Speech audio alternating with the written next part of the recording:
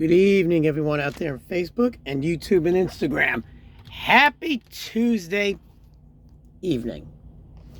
This is a vignette of Exodus chapter 20, verse 14, the seventh commandment, part 23. And this week we're going to talk about Genesis 17. How this is 13 years later, after he had Ishmael. Ishmael's 13. So between Genesis 16 and 17, he's 99 years old. And even though he made mistakes and he blew it, God still remained faithful.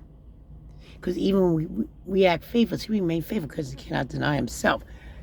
The book of Timothy says that.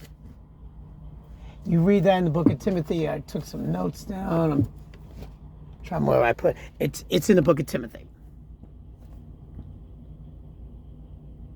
And God kept his promises, even though Abram had a 25-year wait. And then, like I said in the previous, about Genesis 16, him and Sarah trying to help God out, quote unquote.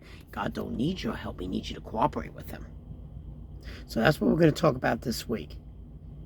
Exodus chapter 20, verse 14, the seventh commandment, part 23, on also how forgiveness and living forgiven is like when he's talking about in verse 12 how every child who's 8 days old to be circumcised. When you have forgiveness and living forgiven, the number 8 is a new beginning. That's what the circumcision is. And on the 8th day, and a little bonus, that a baby, before they develop anticoagulants and medical technology, a baby's blood had the highest amount of anticoagulants on the 8th day. They didn't know that, but God knew that when they circumcised a male child.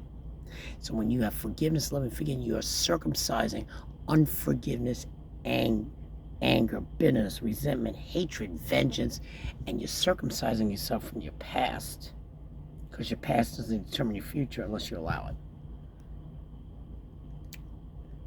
And don't you ever forget that.